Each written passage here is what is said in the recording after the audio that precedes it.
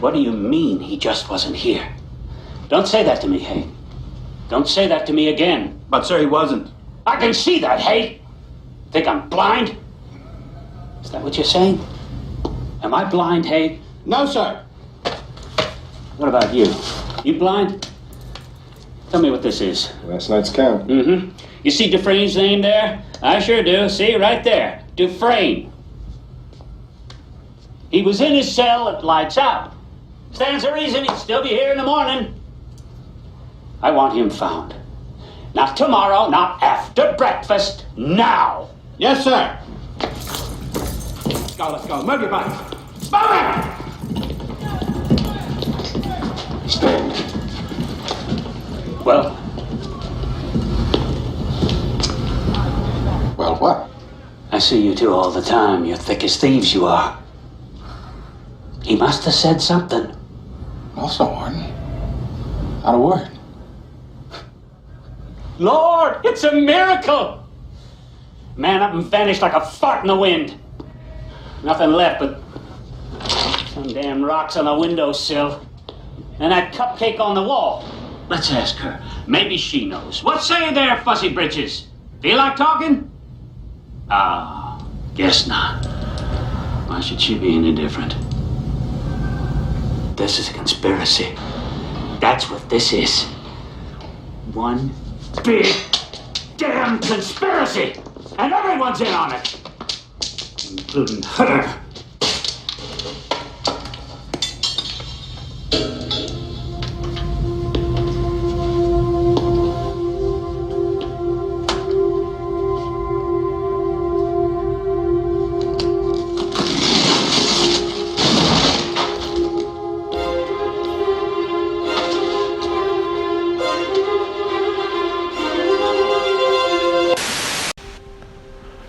The next handful of minutes, believe it or not, are brought to you by Grapplex.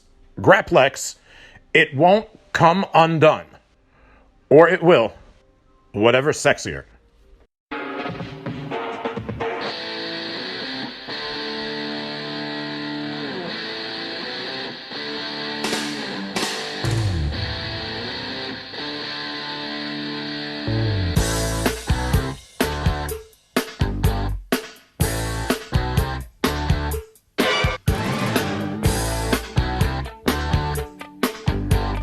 Hey y'all, welcome to episode 23 of the 69-Minute Eargasm. I'm Grant Fletcher. You can find me on Twitter at Grant L. Fletcher. And with me, as always, is our host, the quintessential stud muffin, Joel Gertner. Joel, how's it going, man? It's going good. Thank you for asking. I appreciate it. It is going great. Yeah, man, it's been, we had a little bit of catching up to do. It's been a little while since we put out an episode, but I think it was worth the wait, though. We got a pretty good episode on tap for you today. We have a great one. We have a guest that had a ton of cool stuff to talk about. Just a ton of, whether it's, just unbelievable insight on the WWF of the 90s, whether it's that and just everything just coming into that. It's really an amazing interview, and it's really cool to listen to. And I was struck by how candid and heartfelt. I've met him. I know him a bit. He's I know him to be a real good guy, and that's part of why I really wanted him on the show. But just he really went into detail and didn't really hold back. And it's really inspirational, and it's real stirring. I loved it. I thought the interview went really, really well. Yeah, every now and then we have an episode that I would say would be a sleeper episode, right? Like you see the name on the marquee and you're like, yeah, that's fine, but no but on this one here. This is a great episode. He's got a lot of insight into just, what it was like working for the WWE, then the WWF back there in the mid-90s, what the travel schedule is like. I think that's something that a lot of people who want to get into wrestling, or even people that are just getting started out in wrestling, don't necessarily consider whenever they're looking to get their foot in the door there. Yeah. And just the conversation was just, it was a real it was a real treat to have. I mean, it was fun for me to be back in touch with him and just on the phone, just having a talk with him. I think it's probably the longest he and I have ever talked for sure. And it really was cool just to kind of get inside his mind and pick his brain and find out, all that we went into. It's definitely a real good time and a good way to spend an hour or so listening to a great conversation. Yeah, well, I can't wait to get into it here again, especially since we have held off for so long since we had an episode we put out here. And, with that said, a lot has happened since we put out another episode there. Disney Plus launched. Joel, you in on that yet or no? We haven't subscribed yet, but I'm sure it's coming. Yeah, we've only watched Frozen in my house about 24 times since it launched. But I did check out The Mandalorian. There's a couple episodes of that out. That's actually pretty good. I recommend The Mandalorian for sure. And also, there's been an update. There has been an update on the Ray Dacron situation. Yeah. If you remember, everyone out there, Joel did update us last time that he had been locked up. He had been thrown in jail. It seems that somewhere between then and now, Ray Dacron has disappeared from his cell. Strangest thing, they went to check on him during, head count or whatever it is. I've never been in jail. I only know from movies. He was not in his cell, and they discovered a tunnel that had been dug out Shawshank style behind a poster of 1970s pop sensation Tiffany. A lot of people don't know this, but a lot of people do realize that our chief export here in the U.S. is our pop culture, and the late 70s, early 80s, they've just made it over there to Herzegovina, and there you go. Well, I remember Tiffany from the 80s. Yeah. But I guess in Herzegovina, I think she was big over there first.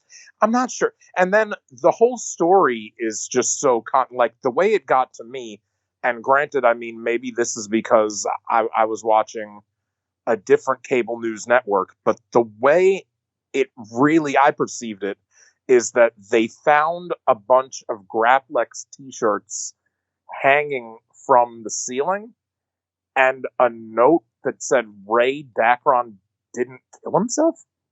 Right.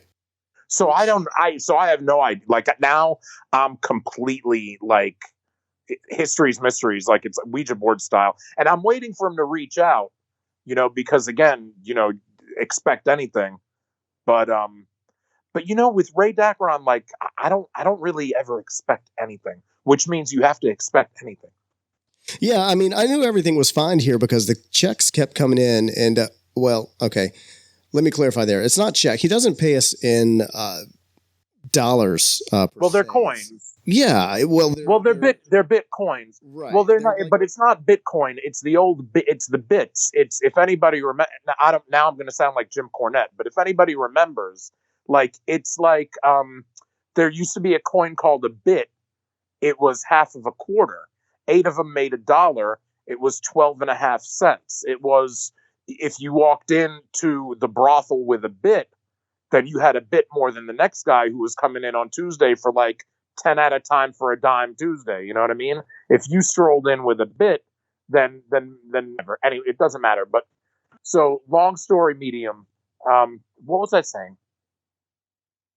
Bitcoin. It does not that it matters. But right. Oh yeah. So he pays us in Bitcoins, right? But not cyber-currency. He pays us in old which by the way, Herzegovina.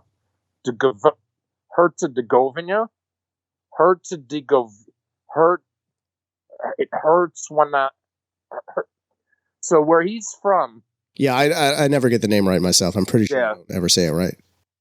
I just call it Brosnia. Sometimes they refer.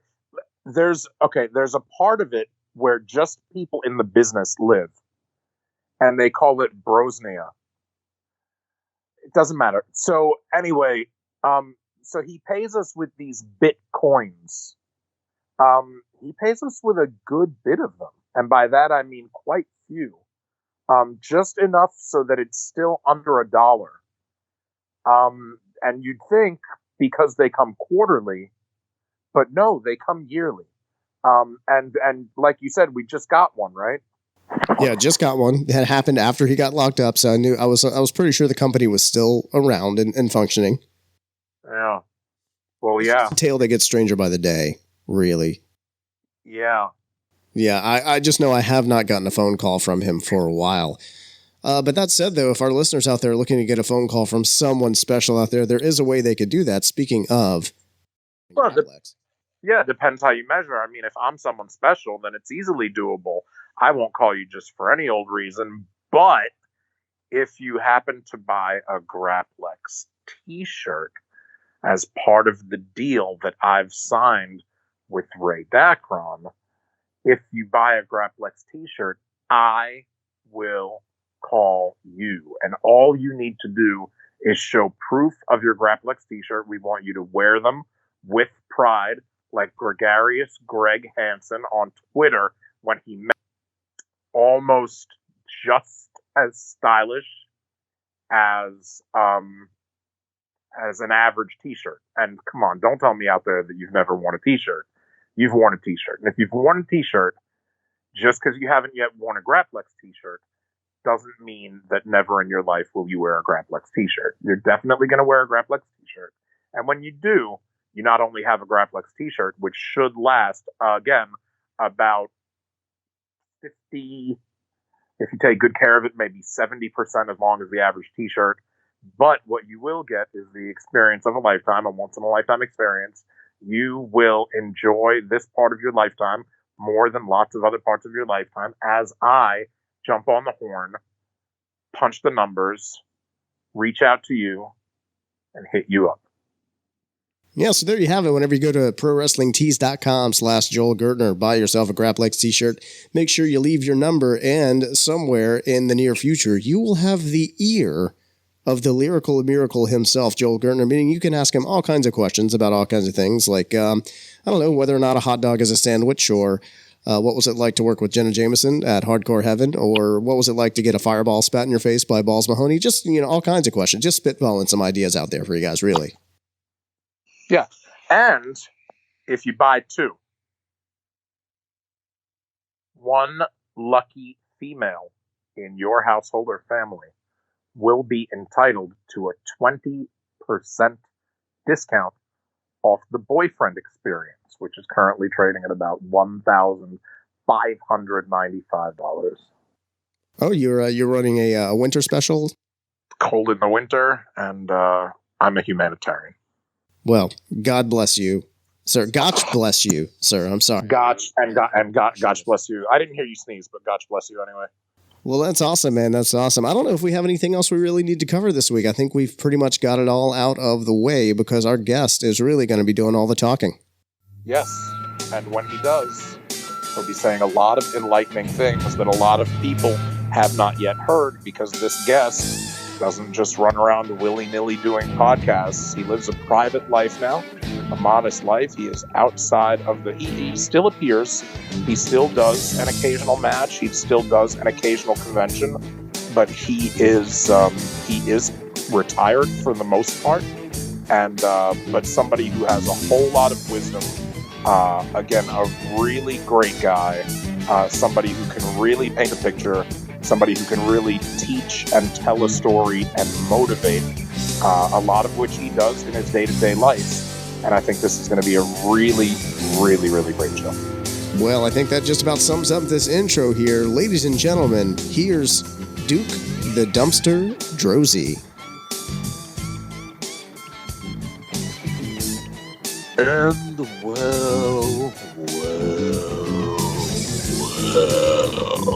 welcome back to the 69-minute eargasm and our guest this week, who we are lucky to have because he has a ton of stories from a great time when myself, just coming into the business around that time, so still very much a fan, but also many of the listeners of this podcast I know were fans in the 90s, and that is when this man was on the scene and doing big things. He has had an unbelievable career in professional wrestling, and I want to talk to him about wrestling. I want to talk to him about life, and I know that this man has an unbelievable story to tell. When I was first coming into the business, I was in a ride with Tom Casati and with this gentleman and with Brutus the Barber Beefcake. And we all went to an independent show in Tower City, Pennsylvania. And for me, being in that ride with somebody who I admired, looked up to, was seeing on TV, who was doing big things, it was an unbelievable, it felt like a coming of age. I really did feel when that show was over, I felt like it was probably right up there with my bar mitzvah as days in my life where I felt like I became a man. But without any further ado, I'll clue you all in to who it is. It is none other than Duke the Dumpster Droese, or the man behind Duke the Dumpster Droese. He is Mike Droese. And Mike, thank you so much for being on the 69-minute Eargasm. Well, I really appreciate you having me. And yeah, I remember those car rides with good old Tom Casati and even Tom Brandy back in those days. Those were some car rides. Yeah. But dude, I want to talk to you about, God, I mean, it would need to be the 3-hour Eargasm for me to probably really, go in depth and really, dive in. And because there's so much that I would be curious about, I want to make sure we touch on as much of it as we can. I always like to start at the beginning. I think that's the best place. And I think with each and every one of my guests, I know that even though there's the one thing, wrestling, and them being a wrestler or them being a wrestling personality, there's the one glue that holds all of us together and binds and bonds us that way. But just as much as there's that one common bond, there's also the fact that everybody in this business is completely different. Everybody, like a thumbnail, like a snowflake, so to speak, everybody has their own unique fingerprint, their own unique DNA. And most of us probably grew up as fans and some of us didn't. But I always like to find out what somebody's background, the way their childhood, growing up and then coming up in the business. I always like to ask about that first. So if you don't mind, Mike, please indulge and really start from the beginning as young as you remember, if you don't mind, and let us know what life was like for you growing up as a kid and when and where you might have first found pro wrestling. Well, I grew up in South Florida, in Miami, Florida, actually. And, I was interested in professional wrestling from an early age. I remember me and my brother would often watch championship wrestling from Florida with Gordon Soley.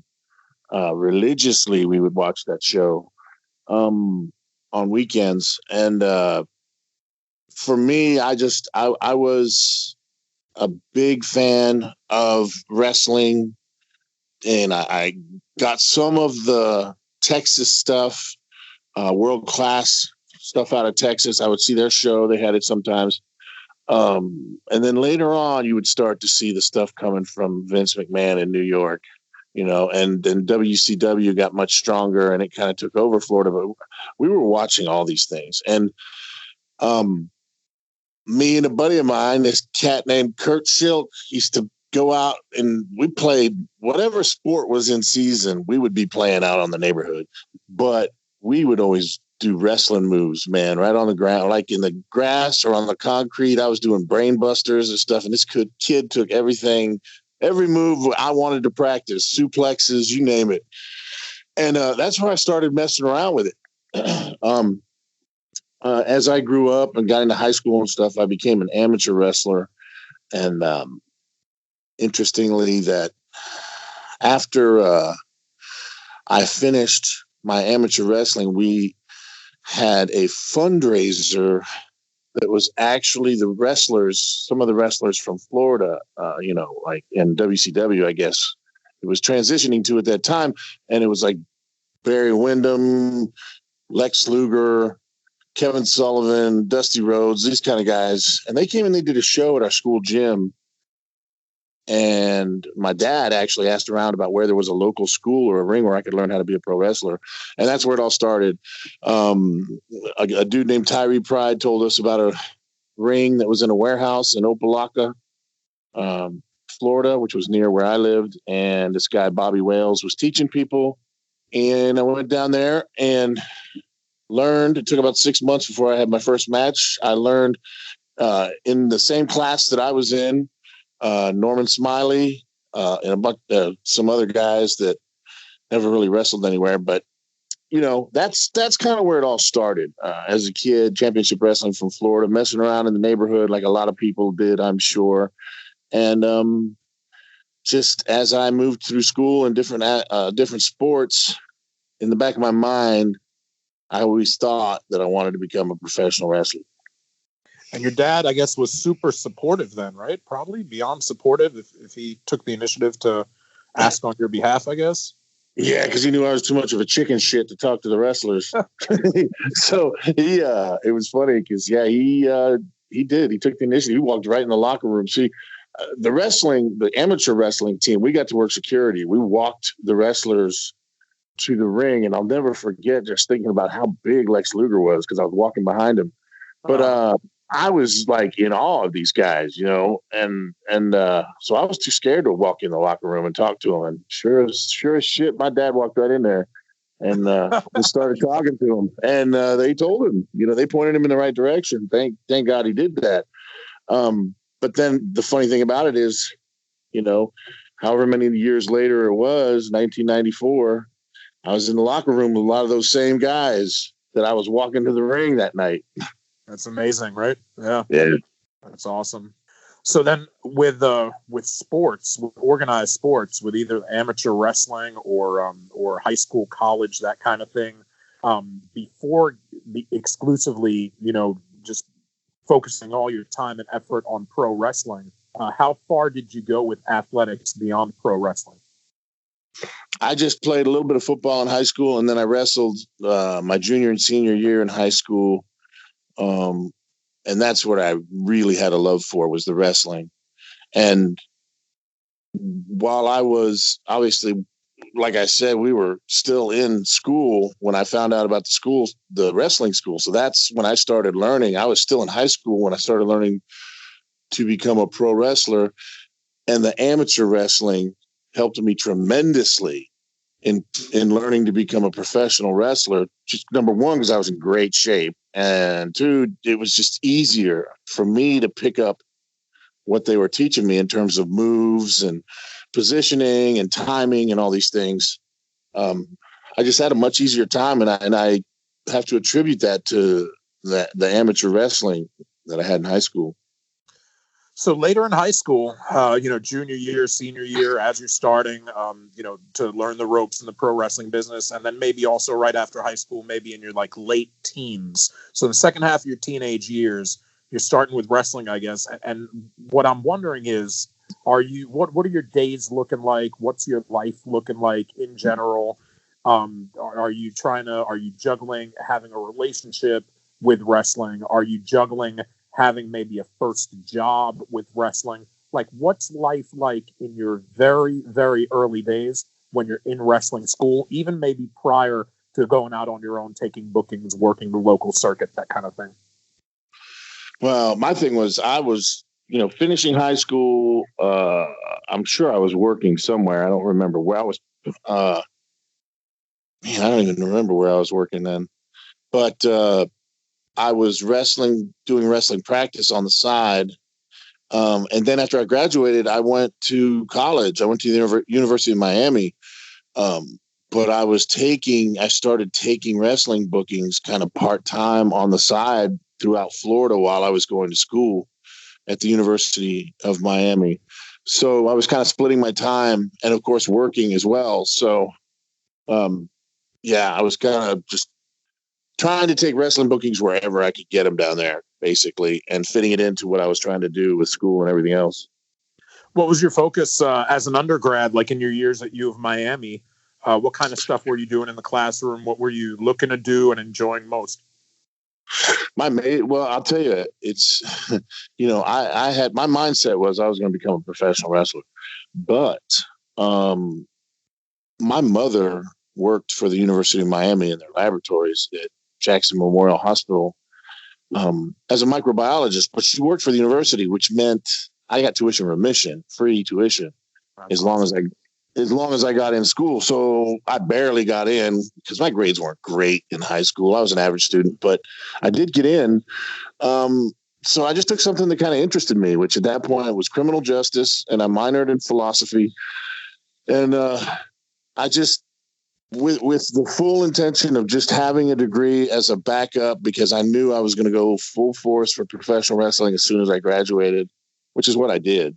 But yeah, Mom always said, get the degree first so you have something to fall back on just in case, which rang true later on.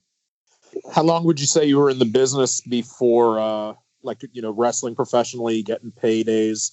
How long would you say you were taking bookings and doing that before you got what you would consider a first big break? We might not be thinking about maybe, WWF 94, but the first indication that this was for sure going to be something that you could, hitch a wagon to your own star and that you could, find a trail. What was the moment that you knew that you had gotten blessed or tapped on the shoulder in a way that not everybody does?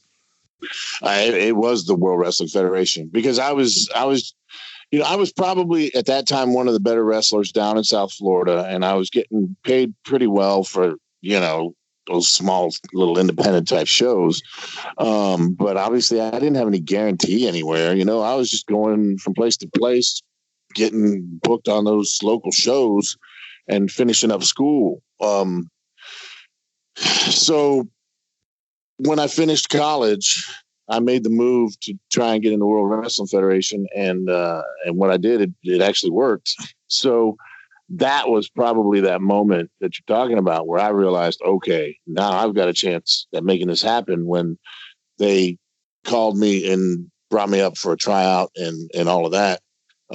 It worked out.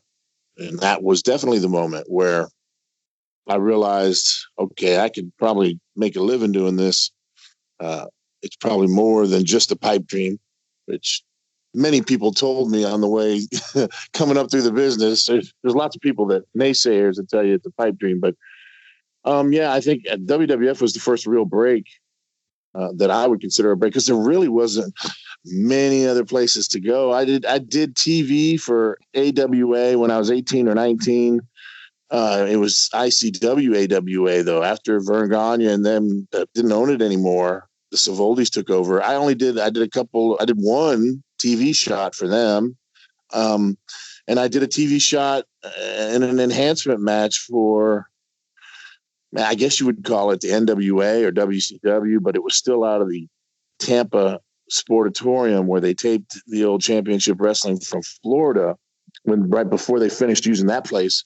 I did a 6-man tag there.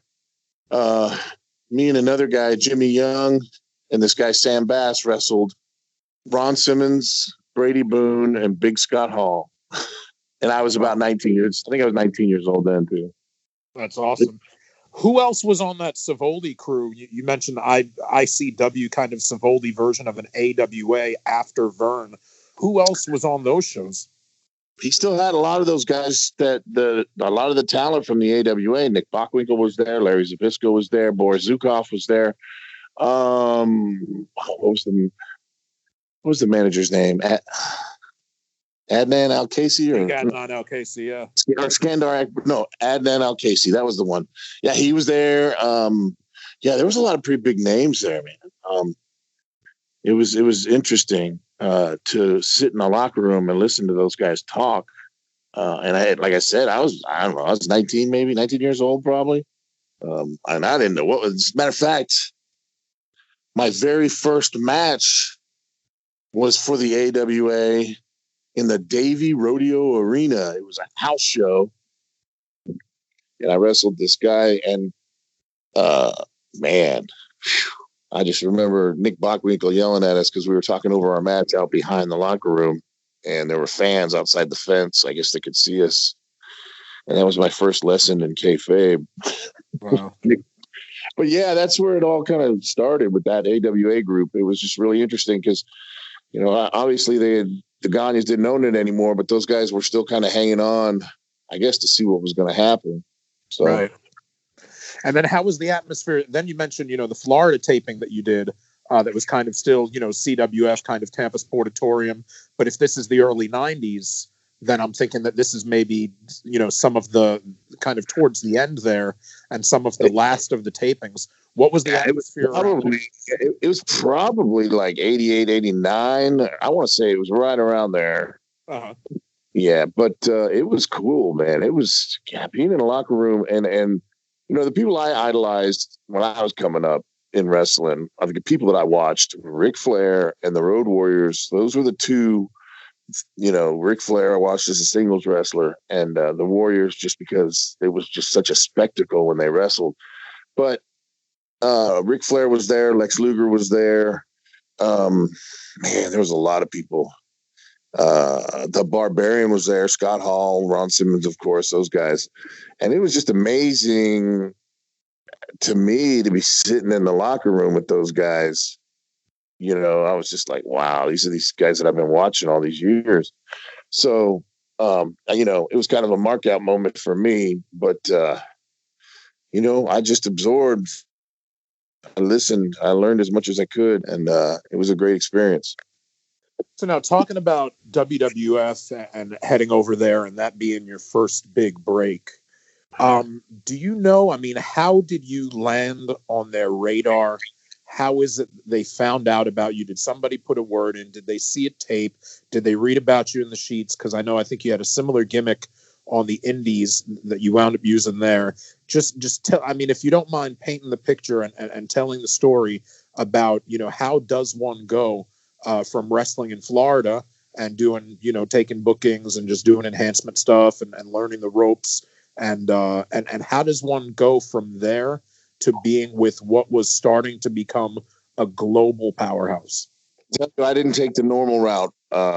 First of all, I didn't know anybody there. I didn't have any friends or family in the business or anything like that. So nobody was putting in a word for me.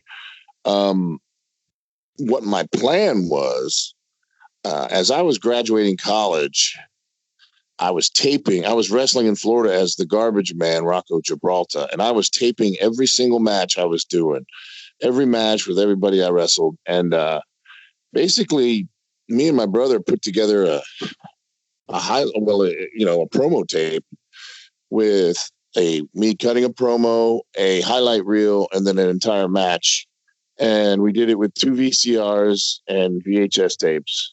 And I probably made about 30 copies of this tape. I printed up a resume, and the plan was I was going to drive across the United States to the last remaining wrestling territories and try to get a job, including WWF. Eventually I was going to go up there. But what ended up happening is as I was finishing college, I was working kind of as a night watchman at this beach club. And I was reading the paper when I started one afternoon. It was talking about the steroid scandal, and it was talking about how Hulk Hogan was jumping to WCW, and it was talking about all that stuff because Hulk Hogan was apparently in town in Miami for some convention. And the last sentence in the newspaper article said, Vince McMahon, who was also in attendance at the convention, had no comment. Well, at that moment, I realized Vince McMahon was in my city. He was at the NatP convention, which is a TV executive convention at the Miami Beach Convention Center.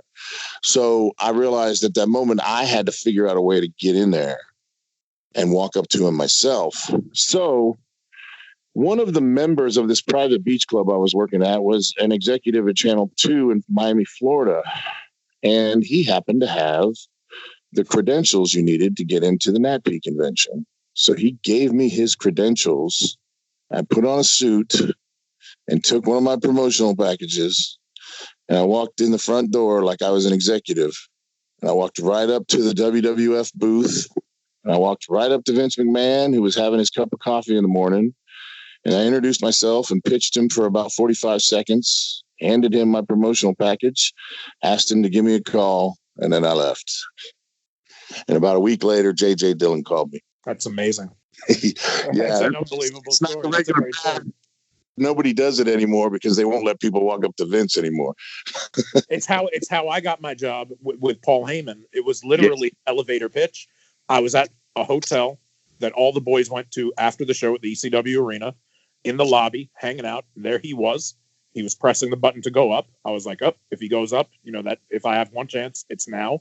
And I literally did a very similar thing. 30 seconds, 45 seconds, said what I needed to say, and it turned into 5 years of gainful employment. But the fact that you had a friend that was willing to lend you those credentials, that he thought enough about you, that he was willing to do that for you so that you could get in, and then sitting and pitching Vince. I mean, that's just, that's amazing, man. That's amazing. I'm not surprised. In a way, I'm not surprised you got the call from J.J. Dillon.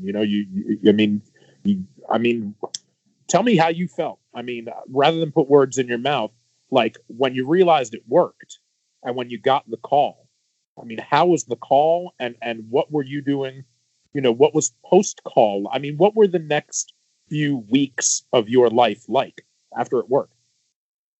Well, yeah, it was really, it's the process of it. Like when I realized Vince was in town and I put that whole thing together, it was like one afternoon, and the next morning I was walking in that front door. I didn't give myself time to think about it.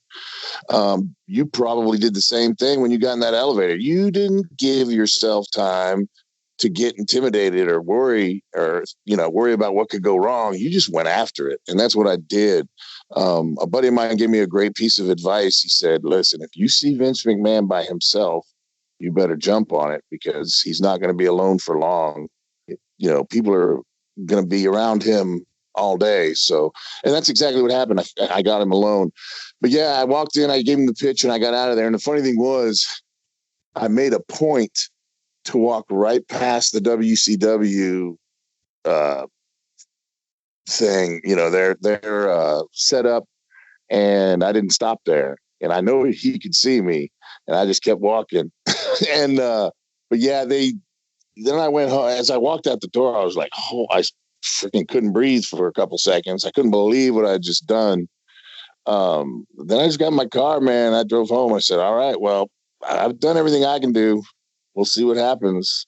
And it's funny because I've told this story before. It's, I was finishing college, man. So I was graduating and, hanging out with the boys, having beers and doing those sorts of things. And I just remember one night we were out drinking and I got home late, and I just know I was really hungover. I was still living in this little cottage behind a house right off of the school's campus, getting ready to move. I was going to move my stuff back to my mother's house because, like I said, I was going to drive the country. But anyway, my phone rings early in the morning. My phone starts ringing really early, and I was really hungover. So I just grabbed the phone and threw it, because I didn't want to answer the phone. Well, the thing that I had done is on my promotional package, I put my mother's telephone number. So the next thing that happens is there's a knock at my door, and it's my dad. My dad's standing outside the door, which was weird because he had never been there before. And he said, does the name J.J. Dillon ring a bell? And that's when I realized, all right, shit, it's happening now. So, yeah, I was really excited. I thought I was going to be a big star, rich and famous and all these things. And of course, I didn't realize how down the business was at the time. But, all these thoughts, your dreams coming true, all these great things. You're going to get the opportunity that you've always dreamed about. The weeks after that, I just kind of talked to the guys that I was working with down in Florida, just telling them, this is what I did. And they were all shocked. They couldn't believe it. And then I started getting advice about the tryout process, which came true. There's a guy down in Florida named Bobby Rogers. He was wrestling as Bobby Rogers. And he told me this thing where at tryouts for the World Wrestling Federation, what they would do is they would put you on the sheet, they would give you a number for your match that you were going up for your dark match, right? And so you were expecting to go out. And the first day, they would put you up early and they would send you out and do your match. But then the next day they would put you up early again, but then they would make you sit and wait for hours before they sent you out there. It was like checking your attitude. So this dude told me that, and I didn't think anything of it. I was like, I don't even know what that means.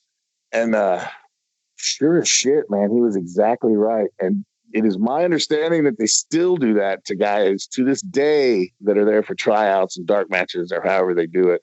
They will check your attitude by making you sit and wait sometimes. But yeah, it was just interesting, the different pieces of advice I got and different experiences from people that maybe had gone and worked enhancement matches or people that had worked for them prior. I had this buddy named Jimmy Young.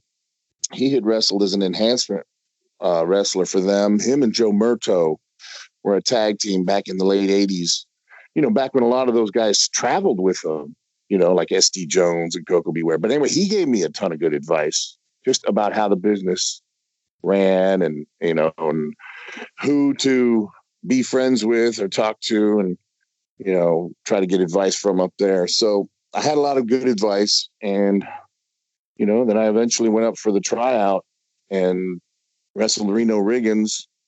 He put me over like $1 million, and then the rest was history. They signed me and brought me in on that, on that 10 matches, or wait, what was it? 15 matches for $100 a match guarantee. That was it. That a lot of guys signed at that time, but they brought me up. It was a chance, and that's all I needed. So, yeah, I went in and started working for them. It was a very interesting experience from the beginning. For the first couple or 3 months as you're acclimating, well, I mean, let me turn it into a two-part question. Anybody can travel and work and do what they do and what they're accustomed to doing. Anybody can do that for a day as a one-off. And maybe, on adrenaline, you can do it for like a week, right? So you never know where something's going in the first day. Maybe even in the first week of doing it, no matter how strenuous that week is, you never know. But over the course of the first 2 or 3 months, I've got questions like, how long was it before you really understood the travel aspect of this business, how strenuous and grueling it was, travel, logistics, time-wise?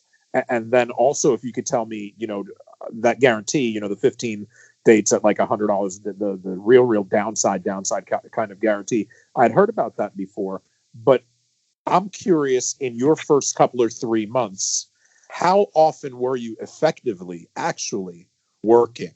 How many days a month were you on the road? I think was it 94 when you started? Yeah. Yes. So like you mentioned, wrestling's in a down cycle. It's prior to the Monday Night Wars.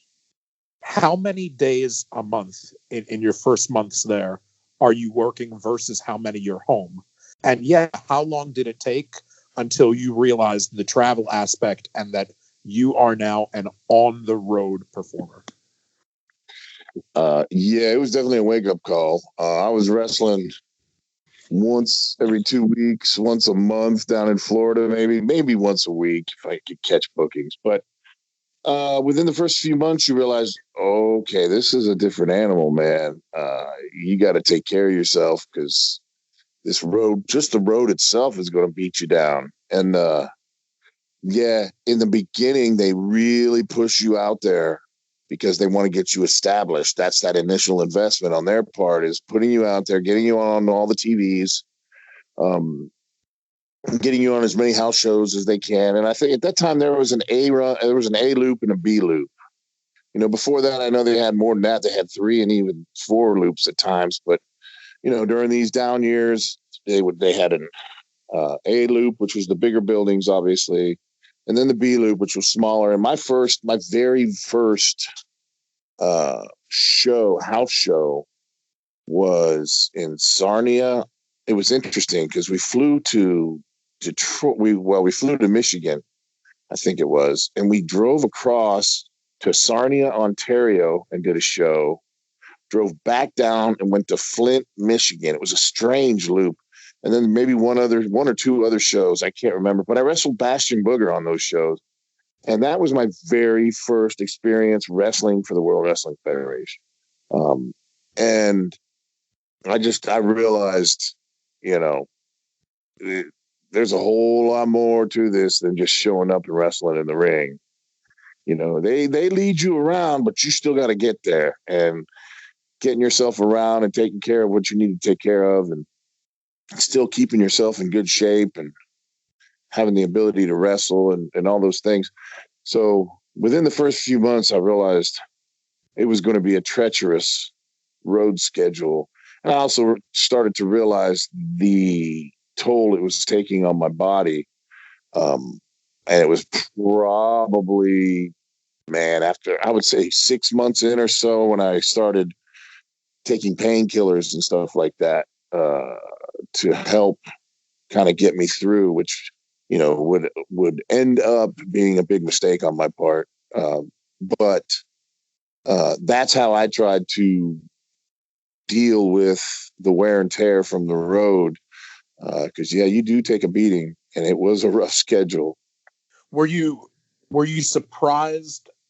What, like, personally, like, because I've been on TV, but as a non-wrestling personality, right? Like as a talker, right? Not as an athlete, not in the ring, not as a wrestler.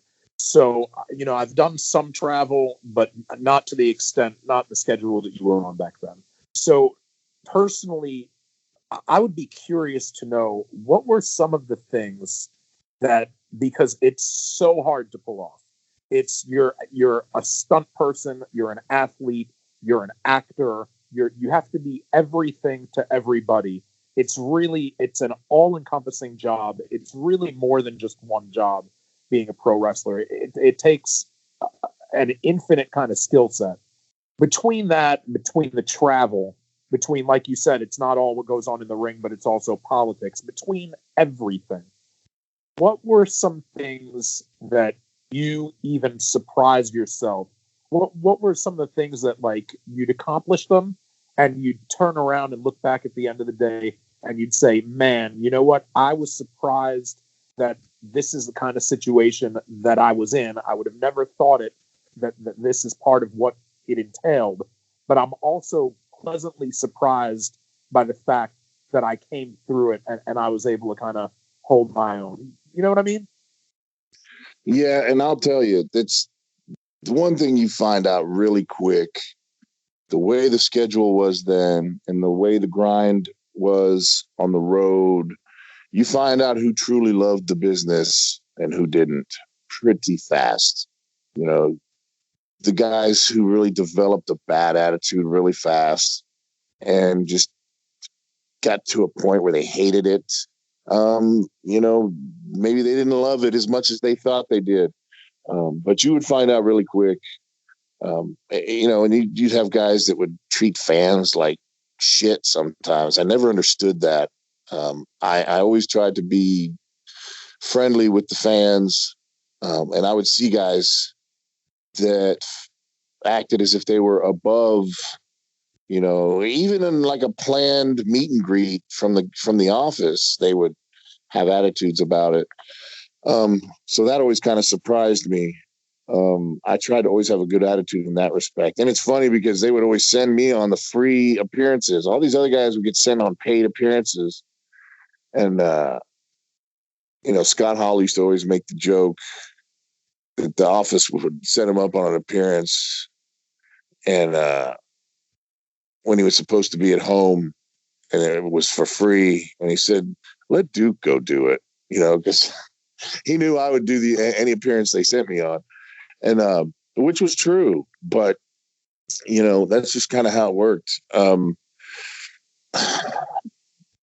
I will tell you, the first time I realized I could handle a lot more than I thought I could was the first European trip I went on. We did 2 weeks over there, and I was all excited to be going on a Europe trip with the World Wrestling Federation. But man, I think we started in Germany, We flew into Germany. We did maybe one or two shots. Then we flew over to England and we did a couple shots. Then we flew down to Israel and did like, I don't know how many nights in a row down there. And then we flew back to Germany. And this was all in 2 weeks. It was the most ridiculous European trip anybody could have ever put together. It was horrible. And I just remember being so tired. I couldn't understand how anybody could even like stand or walk or do anything, let alone make it to the airplane and get to the next town and get in the ring and do what we do. And I would see these guys, and it was just, no matter how tired you were, how exhausted you were, and we were exhausted on that trip, guys just turned it on, man. And when it was time to get in the ring, it's just the switch would turn on and you go. And I was very surprised that the first time I was faced with that challenge, I stepped up and I was able to do the same thing. I just turned it on, man, and got out there and did what I had to do and worked my ass off. But it was rough. That was probably the first real eye-opening tour, because there's some loops, there's some tours that are put together pretty well, relatively close cities together. You come back around to the same place, fly out. It's a good loop. But then there's some really crappy loops that are booked really poorly. And you're going way out of your way in this direction and then way out of your way in the other direction. And, it's not a loop at all. It's some other crazy shape because you're driving all over. But I was definitely surprised at my ability to handle that first European trip the way that I did. How many days a month are you home, you think? Man, it always felt like we were working. It felt like we were working like 6 days on, a couple days off. That's what it generally felt like. I'd say that was the average. 5 or 6 days on, maybe a couple days off. Sometimes you didn't even get that. Sometimes you were out. There were times where we put together 2 or 3 weeks or even 4 weeks out there doing shows and TVs all together, and you just had to keep going. I mean, I spent so many Thanksgivings and Christmases in far away places. You just got used to it. That was a part of it. But it was a tough schedule. It was a very tough schedule then. Now, we didn't do a whole lot of double shots. I did very few double shots myself, but they were still doing those then, a day show and then an evening show. You had to jump in the car and drive to the next town on the same day. But it was a tough schedule. It was tough. And that's where a lot of guys fell into that trap of, doing something to get up and doing something to get in the ring and then doing something to go to sleep. And I fell into that trap. But definitely guys drinking a lot of coffee. And back in those days, they had those damn things they sold at the gas station. They called them White Crosses. They were freaking basically amphetamines. But guys would do shit like that just to get up and keep going. And, that's just how they dealt with stuff. There was no illegal drugs going on at the time because we were getting drug tested. But, prescriptions, yeah, guys were doing stuff to kind of help themselves get along because it was rough.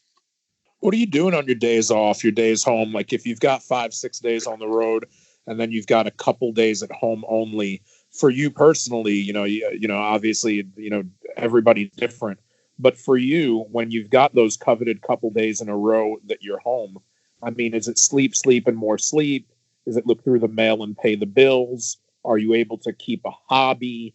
Because this is kind of 94, 95 is almost pre-internet. It's like right around the time of the World Wide Web. But even if there is the internet, it's not really on your phone. You know what I mean? So you can't like watch a game on your phone, that kind of thing, or watch a show on your phone. It was kind of a different time. Had something. Yeah, right, exactly. Some people, I'm sure, until back in '94, I'm sure they didn't even really have a cell phone. So, what you've got those couple days off. What was your home life, for lack of a better term? What occupied your time? Most people they have a job and they say they're working that job in between weekends. But for you, you're out there all week and you've only got your weekends, and it's kind of shoes on another foot. What is it that your life is like when you're at home? Man, I did the worst thing you could possibly do. I would come home, and mind you, I was not married. I did not have a girlfriend. I did not have kids. I did not have any of those things that a lot of other people have. They go home and they become dad and husband and all these things, and they settle down and they get some rest and they spend time with their families. I would get home and I would continue to party with my buddies. We would all go out, and because, now I'm a World Wrestling Federation superstar on TV. I got to go out and hang out with my buddies at the bar, and that's the kind of shit I would do.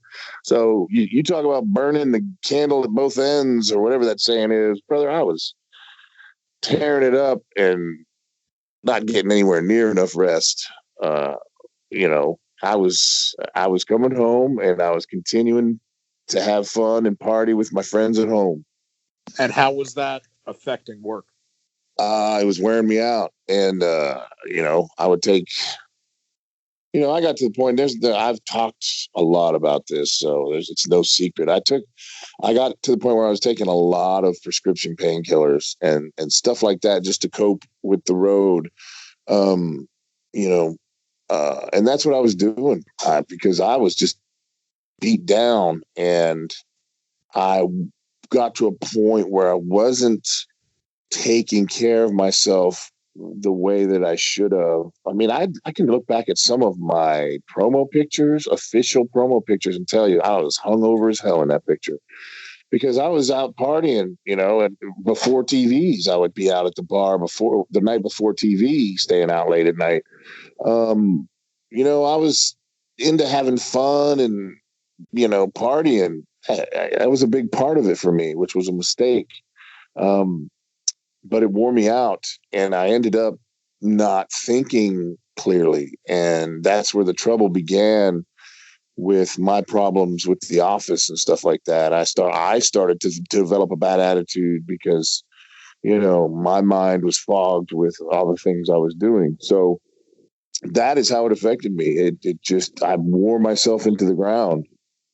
So I'm guessing that it led to a situation where it became obvious that you were overworked. Was that something that the office went to you, pulled you aside, and they told you that they could see and sense that you were being overworked? Or is it something that, eventually a day came where you went to them and said, listen, I'm not feeling it. I'm exhausted and I can't, like, who went to who if it became a thing of that you were kind of, because you were lighting the candle at both ends, you were kind of just exhausted.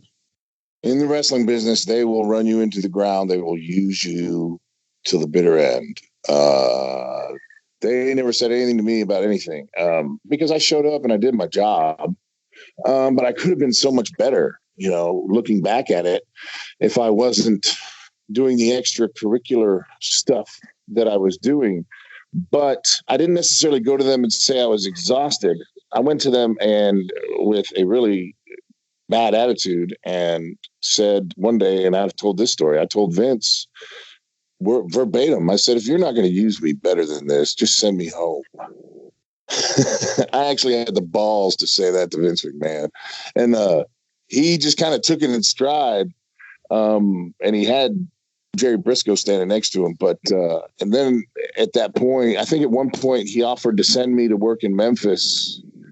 And he was going to pay me $1,000 a week to work with Jerry Lawler's people down there in Memphis. And to develop becoming a heel or something. And I said, that's fine, because honestly, at that point, that was a lot more money than I was making for Vince. And I said, dude, famous last words I said to Vince, and I think this sealed my fate. I said, I need that in writing. And he just kind of looked at me like he couldn't believe I just said that. Wow.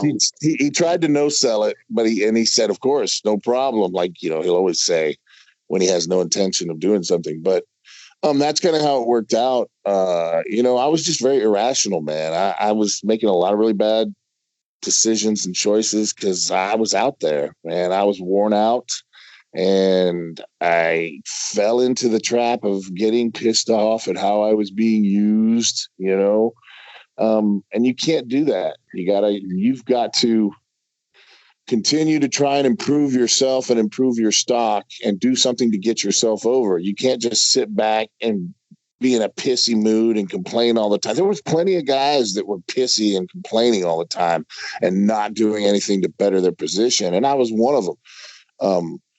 But there are things you can do. And I didn't do them at that time. I didn't handle myself correctly, but I know that, and I can look back and, it is what it is. But yeah, that's kind of how it went down. Wow. Where'd you go from there, Mike? Like how did things progress from there? Did you go to Memphis, or did he did he completely send you home? Or after your talk with him, walk us through from that point through the rest of your run with WWF. At a TV taping shortly thereafter, it was right after Sean won the belt from Brett at WrestleMania 12, I guess it was. We were at some point, I think we were in Vancouver at a TV, and I showed up, and Jerry Briscoe walked up to me and pulled me aside in the locker room and said, "Vince decided you can go ahead on home." Now, I never demanded to talk to Vince about it, to hear it come directly from him, which I probably should have, but Briscoe told me to go home. I told Austin about it, and we both just kind of said, "Wow, what the fuck?" And we both got drunk that night, and they moved on to wherever they were going, and I stayed in that hotel for 2 more days and then flew home. And when I got home, I just kind of went off the rails worse because, I don't know. I just wanted to dull the fact that I just completely lost my whole dream and what I was working so hard for. So I didn't want to think about it. So I just buried myself in drugs and alcohol for a while. And I was working a little bit with these Florida promotions again. I started doing that kind of stuff, but not much because I was barely keeping it together. But yeah, that's what happened when I left. I went home and drowned my sorrows for a while. And, I was still talking to Bret Hart and Steve Austin and these guys, and they kept saying, "Well, we can get you booked."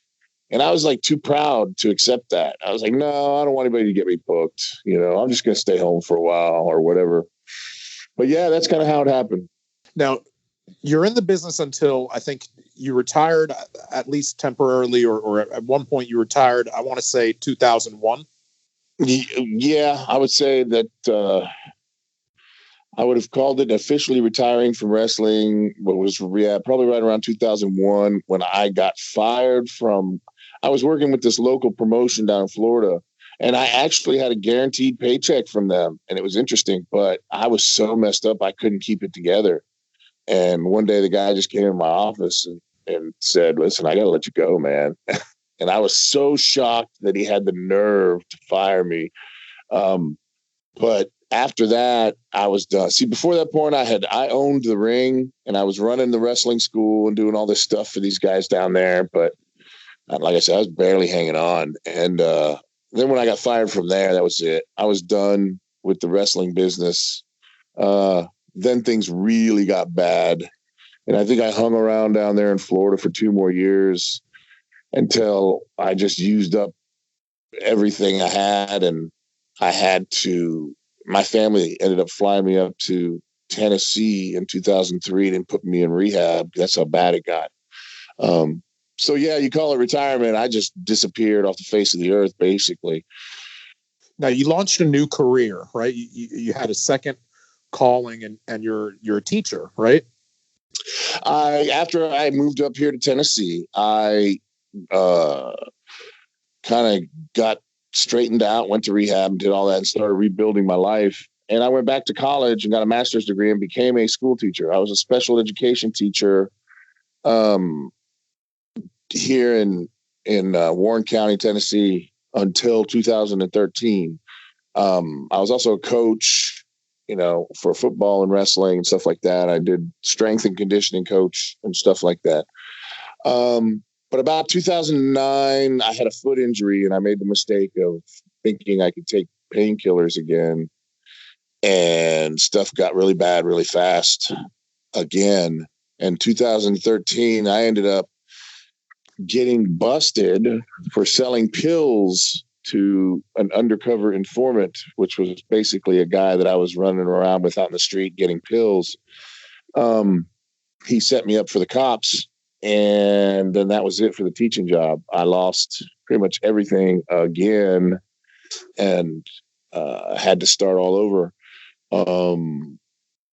As part of my plea deal in 2013, I went through what's called the drug court program, which is a very heavy supervision program and treatment program. And I successfully completed that in 2015. And at that time, they hired me for that drug court. And that's where I've been working ever since. I work as what's called a peer case manager, which is kind of like a probation officer and a drug treatment counselor at the same time kind of thing is what I do. But I've been working for them ever since. And actually, my 6-year sentence will end on November the 21st. So just couple weeks. Yeah, my sentence is finally up. Yeah. Congratulations, Mike. Yeah. Yeah. So, but nothing's going to change. I mean, I get off probation. I'm not going to change nothing. I'm just going to keep doing what I'm doing. But that's kind of how everything kind of transpired and went down. So, but I'm happy with where I'm at now, man. I got clean the first time when I told you, when I moved up here in 2003, I went to rehab and I got clean, but I didn't fully understand recovery. It's not just about not doing drugs and alcohol, man. It's about changing the way you live your life and the way you think. And this time I decided, after getting arrested, for me, that was it. I always tell people it's got to get painful enough for you to change. And that was painful enough for me. So I was willing to do whatever it took to change my life and to change the way I was thinking. And that's what I did. And I live my life by those standards now. I recognize the way that I think about things and situations that could potentially cause me trouble. And I learn from myself and I learn from my mistakes. And, hopefully tomorrow will be another day clean and sober and doing what I do. And I'm loving life now. I'm not hating life and drinking my sorrows away like I did when I lost the wrestling career, when I thought it was all over. And, I realize there's so much more to life than trying to be rich and famous and all that. I'm back involved in the wrestling business a little bit nowadays on the independent scene, and I'm just having fun with it. I'm not trying to get rich or anything like that. I'm just having fun meeting with the old fans who remember me from back in the day, and it's been a blast. Yeah, I think I ran into you at a convention. It might have been WrestleCade last time I was down there in Carolina. But I ran into you at a convention. Yeah. And I heard, did you do an appearance for Chikara? Yes, I did. Yes. Tell us about that. And tell us also, and coming out of that, tell us also, Mike, do you follow the business as far as a fan kind of watching on TV, as a student of the game, aside from your own involvement on the indies these days and Chikara, tell us, are you following it? Are you watching on TV? That kind of thing. And also beyond wrestling, what kind of stuff, as far as hobbies, just to kind of keep you busy, keep you occupied and having fun, what kind of stuff also are you into? Like, what's your day-to-day life like now? Well, first, let me just tell you the Chikara thing came out of the blue, man. A friend or a fan on Facebook talked to me that was a connection with Mike Quackenbush, who runs Chikara. And I guess he's the owner of it. But I'm going to tell you, man, I'd heard a lot about Chikara and seen some of the stuff they do and didn't know what to expect. But I will say, when I showed up there, that is probably one of the most organized companies I've ever seen. Mike Quackenbush runs a tight ship. It was a hell of a company. They knew their business and they knew how they were, they knew what they were doing. Let's put it that way. So I was very impressed with them. I went out and did a very short wrestling appearance on one of their shows during like a battle royal thing. I came out and smashed somebody in the head, and then I hit a couple other guys, and then somebody put me in some kind of hold, and I tapped out, and that was it. But it was fun. It was a blast just to get out there and do something different. They had a bunch of interesting characters and a lot of good wrestlers. So it was definitely fun. And like I said, a very professionally run organization. Let's see, what was the second part of that? What do I do? Oh, as far as the business goes now, I really don't watch a lot of wrestling now. I'll tell you, for me, the entertainment of the wrestling industry has become social media. The the wrestling fans and the comment sections in different, parts of social media and different message boards or Facebook posts. You just sit back and read some of these comment sections and some of these wrestling groups on Facebook. And that's the entertainment for me. I listen to the way people talk about different companies and different wrestlers and the way things are. The fans have changed so much. It's like all of them are certified like booking agents now and creative geniuses. And they all have all the answers. They all have all the answers now. And it is hilarious to sit back and watch these and listen to these people talk about the wrestling business as it is today and why they hate this person and why the company destroyed this guy's push and how much they know about this and that. It's like, shit, man, it was so much simpler when I wrestled, so that's my form of entertainment. Every so often I'll catch a match on TV or whatever, but I really don't even have TV. So everything I catch is on the internet, which is where most stuff is now, I guess. But, I really enjoy listening to podcasts. I love listening to Jim Cornette, and he says some crazy shit sometimes, and he gets some heat sometimes. But I can guarantee you it's always entertaining, man. I love listening to Jim Cornette. I listened to Stone Cold's podcast. I was on it not too long ago. Sometimes I'll listen to Sean Mooney. I was on his podcast. I'll listen to different things. I listen to Joe Rogan, which is not a wrestling podcast, but that's the kind of stuff that I listen to now for entertainment. But yeah, as far as the wrestling business, it's changed so much that the fans are so fickle now, man. And they think they know better how to run a company than the people that are running the companies. So that's become the entertainment for me. As far as like hobbies and stuff, I'll tell you, I work my shoot job at the drug court during the week. And in the afternoons, I spend my time doing personal training. I train people at the gym, helping them get in better shape and stuff, because that's something I was always very passionate about. As I said before, I was a strength and conditioning coach for the school system here for many years. So I enjoy doing that, and it's extra money on the side. I also tutor kids in different subjects. I'm tutoring a kid in algebra right now. I do that kind of stuff. And then I do the weekend warrior thing. I'll take some wrestling bookings.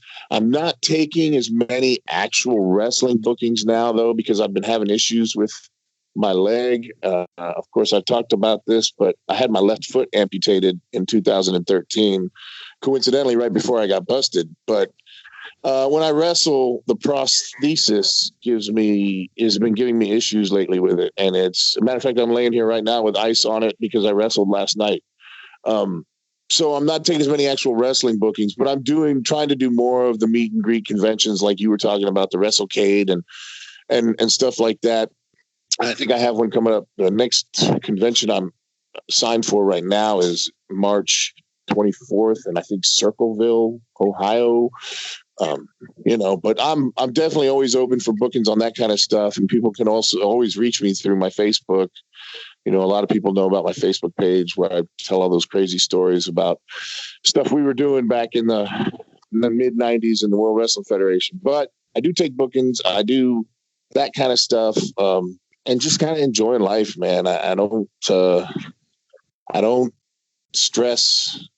I don't sweat the small shit no more, man. Life is, we tend to make drama and chaos out of life so easy. And It's just not necessary. That's something I've learned when I finally had to slow myself down and quit being so crazy. Is you need to slow down and enjoy life, because you only got one and you ain't necessarily going to be here that long. So I try to enjoy life these days. Well, I encourage anybody to check out your Facebook page, see the posts on there, because there's some amazing, amazing stuff. I've seen you write some unbelievable stuff on there. That's really, really, it's entertaining. It's informative. It's heart, it's just a lot of it's just great reads. It's just a good way to spend some time is to see a lot of the stuff that's on your Facebook page. And it's cool to hear, man, about the teaching. We're kind of beyond wrestling. Then we're kindred spirits, because I'm a math tutor myself and just got certified. Yeah, just got certified to be a substitute teacher here in the state system. So I've just started in the classroom doing that. And but yeah, man, that's a lot of fun too. That's awesome, man. That's cool. I'm glad to hear that. Yeah, substitute teaching. That's how I started. Bless your heart. Good luck with that. Being a substitute, that's a rough way to start, but that's a good place to start. I appreciate it. Mike, what do you have coming up? Where are you going to be? Where can people find you? Specifically push your stuff so that they can find you on Facebook, or if you have something coming up that they can find you in person. Well, as I was saying, I'm not taking a whole lot of actual wrestling bookings. So right now on the horizon, I have one wrestling match left here locally near where I live for an organization called TAP, T-A-P Wrestling, on December 7th in Walling, Tennessee. Other than that, I have that March 24th booking in Circleville, Ohio. And there's no other, I've got a lot of people talking to me about bookings, but unless they're confirmed, I don't talk about them. Another thing I'm probably going to start doing again, I started talking to the guys that I was working with before at the 60-Minute Broadway. We started a podcast called Talking Trash with Duke the Dumpster. That's great. And we're probably it's a video podcast, and we did several episodes, but then I kind of walked away for a little while because, I was just having some issues with it. But we started talking to each other again, and I think we're going to be able to start doing it again. We're going to meet up next weekend. And if everything goes well, the Talking Trash podcast will be up and running once again for everyone to enjoy. That's excellent. Yeah, that's excellent. Mike, stay in touch with us. We're going to do the same with you. Dude, I know we've only touched. It's the tip of the iceberg, because I know just so many amazing stories. Again, people find his Facebook and just look at some of the posts. Are just really, really fun to read. Or they're just the kind of thing that you can relate to. Maybe you can empathize, you can sympathize, but there's something in there for everybody. If you were a fan in the 90s, and if you love, like Mike said, it becomes apparent who does and who doesn't love pro wrestling. And if you love pro wrestling, a lot of the stuff that I've seen on Mike's Facebook page is just gold. It really is. But Mike, we're going to stay in touch with you. Feel free, obviously, to do the same. And I want to thank you for taking the time and your candor, man. Just being so honest and just being so upfront and so real, and letting us know about your life, then and now, and just kind of walking us through, some of the ups and downs and just the realities of being Mike Droese and Duke the Dumpster Droese. You put it on the line for us. I can tell that you've been very honest and just really, a lot of the questions that you answered, there's a lot of reality, and there's a lot for people to learn. And I think also a lot for people to admire. And I want to thank you for taking the time on this Sunday evening to just spend some time with us and be our guest. I appreciate you having me, man. This has been a great podcast, and I definitely would love to do it again, man, anytime. That's great. That's great. Don't threaten me with a good time, man. We might have to pick you up on that. Sounds good, my brother. Ladies and gentlemen, the one, the only Mike Duke the Dumpster Droese, a great wrestler and an even better man. And we'll be back with more 69-minute eargasm after.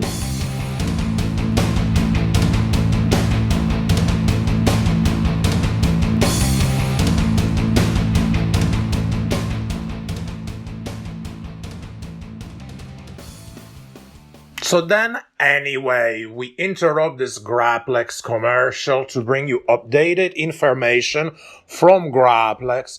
Hi, I'm Ray Dacron and not Joel Gertner pretending to be me to save money. You might know my stepsister Polly and my sister Esther. You might have seen Polly and Esther together. Ever since they first picked up the scissors, Grapplex has been our passion. Now it's news about the Raw Red, our first ever release intended for human beings with what's considered medically standard skin. It is soon to be available for consumption and purchase from the kind folks at the 69-minute orgasm and then the actual world in lots of real places that prove you can have nice things. And also by Grapplex is important, bullet point, a red underline, bold italics, as if you mean it. And it's a space-age polymer of cotton ripped from the finest hotels' cotton swabs, and just to make you feel like you're in bed under the covers with the air conditioner on, like 66 all day. So it won't shed or self-destruct or disintegrate at all. That means it's down to get the friction on and certified DFT, that feel though. We'd also like to thank Jim over at Jamoke NYC in their corporate headquarters 100 or so miles away only from Midtown for his help with the copy for this ad. We now return you to Real Housewives, the 69-minute orgasm already causing carnal convulsions. And thank you. And buy the shirt after you can find it. So look for it. Thank you.